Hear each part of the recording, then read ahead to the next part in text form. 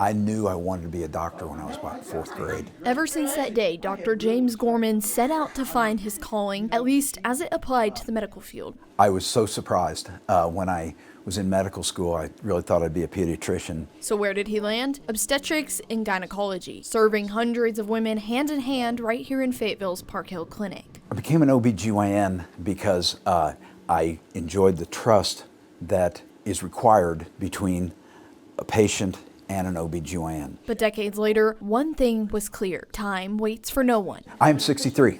I turned 63, and it's not as old as it sounds. So a conversation with his wife led him to where his heart is now, pursuing a different calling, one that's always lingered in the back of his mind. About a year ago, when I realized I had some flexibility in my career, my wife and I were talking about what else can we do? What else would we like to do?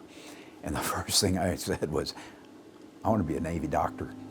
And she said, well, that's great, let's do it. So the 63-year-old set out to do just that, something his recruiter said was virtually unheard of. I asked her yesterday, did you think I was crazy when I called you? She said, no, I didn't think you had a chance, but I didn't think you were crazy. And after a long 11-month process, Dr. Gorman received his call to duty. Navy medicine. At 63 years young, Lieutenant Commander Gorman is an absolute stud who left a successful private practice in Fayetteville, Arkansas to pursue a lifelong calling. But he says that calling was always written on his heart. We live in a relatively peaceful country. We enjoy daily freedoms and liberties that were earned for us by the men and women who fight for and die for our country. And I know that I won't fight for or die for the country, but I know that I can serve them. And in making the sacrifice to serve them, I know I'm serving my country. Thursday, he raised his hand, taking the oath of enlistment.